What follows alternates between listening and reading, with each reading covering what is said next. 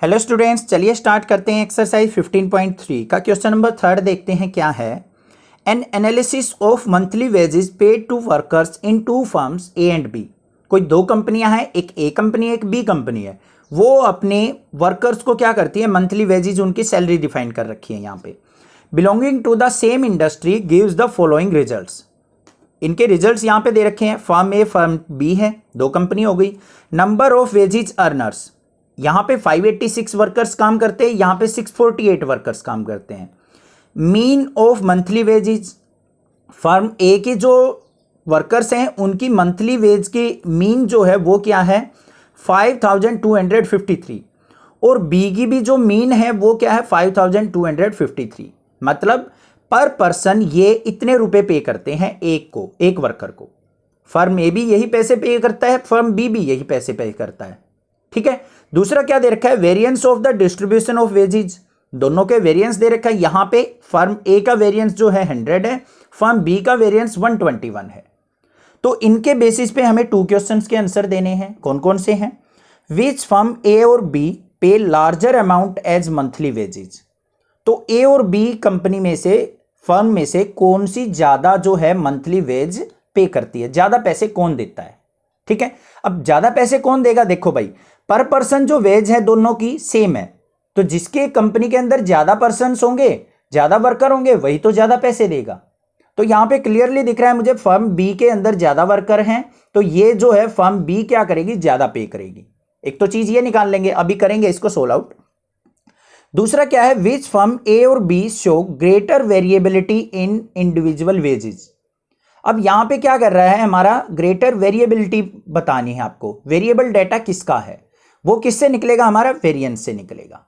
Variance से हम standard deviation निकाल सकते हैं, तो हम यहां से फाइंड आउट कर लेंगे। क्वेश्चन बड़ा लेंथी सा दे रखा है, बट है कुछ नहीं इस क्वेश्चन के अंदर। अभी देखो चुटकियों में सोल्व हो जाएगा हमारा। सबसे पहले देखो हमारा फर्स्ट जो पार्ट है उसको सोल्व करते हैं। Monthly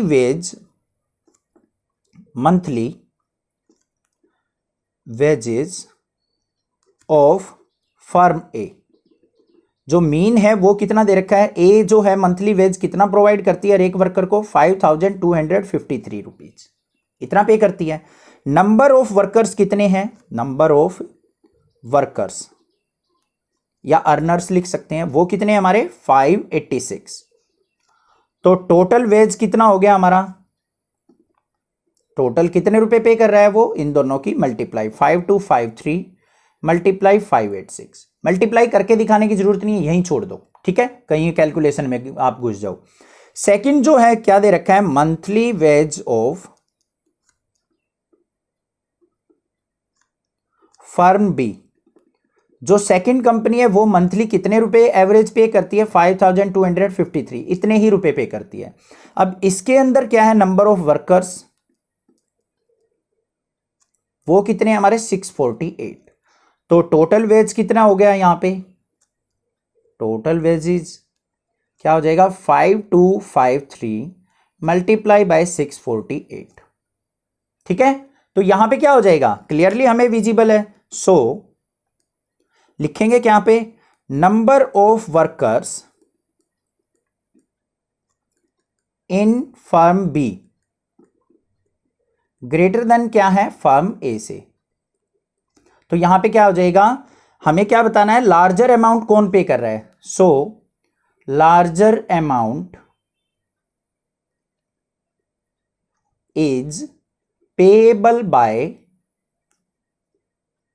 firm B. तो फर्म बी क्या कर रही है, लार्जर अमाउंट पे कर रही है। क्लियर, कोई दिक्कत नहीं है, समझ में आ गया। बस अपनी लैंग्वेज में आप राइट डाउन कर सकते हो, ऐसे कि ऐसे रटने की जरूरत नहीं है। कहीं ये सोचो सर ने ऐसे लिखा तो ऐसे ही लिखेंगे, ऐसे इसको सिंप्लीफाई करके भी लिख सकते हैं। बाकी यहां पे इन दोनों को ये लिख के स्टेटमेंट, फिर ये दोनों लिख के यहां से क्या लिख देंगे हम, मीन वैल्यू जो है वो सेम है, और नंबर ऑफ वर्कर्स जो है फर्म बी में ज्यादा है, तो वर्कर्स जो है बी में ज्यादा है, तो वो भी ज्यादा क्या करेंगे, सैलरी पे करेंगे। ये काम तो खत्म। दूसरा हमें वेरिएबल्स, यहां पे वेरिएबिलिटी देखनी है डेटा की, वो किससे निकलती है, स्टैंडर्ड डेविएशन से। तो यहां पे क्या है, वेरिएशन ऑफ, सेकंड देखेंगे, variance of firm A firm का वेरिएंस 100 दे रखा है, मतलब सिग्मा स्क्वायर दे रखा है हमें 100, और सिग्मा स्टैंडर्ड डेविएशन ऑफ ए क्या हो जाएगा हमारा 100 का रूट, तो मतलब कितना आ गया 10। कोई दिक्कत की बात नहीं सर, आ गया, ये तो इजी था। वेरिएंस ऑफ फर्म बी वो कितना दे रखा है 121, मतलब सिग्मा बी स्क्वायर दे रखा है 121 और sigma B is equal to क्या आ गया अंडर रूट 121, मतलब क्या आ गया 11। ये भी क्लियर है, कोई दिक्कत नहीं है। अब ये देखो कि जो वेरिएंट वो स्टैंडर्ड डेविएशन है किसका ज्यादा है, बी फर्म का ज्यादा है। यहां पे क्या लिख देंगे हम, sigma B is greater than sigma A, तो जिसका हमारा स्टैंडर्ड डेविएशन ज्यादा होता है वही तो वेरिएबल ज्यादा होता है, तो यहां पे क्या लिख देंगे फर्म बी इज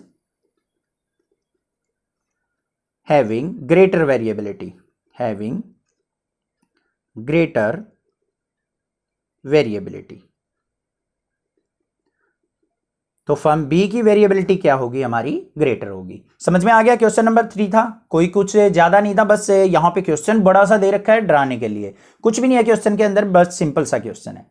कोई डाउट कुछ प्रकार किसी प्रकार की कोई प्रॉब्लम लगे तो आप मुझे कमेंट करके जरूर पूछ सकते हैं, अदरवाइज चैनल को सब्सक्राइब कीजिए, लाइक कीजिए और शेयर कीजिए। Thank you students for watching next classes.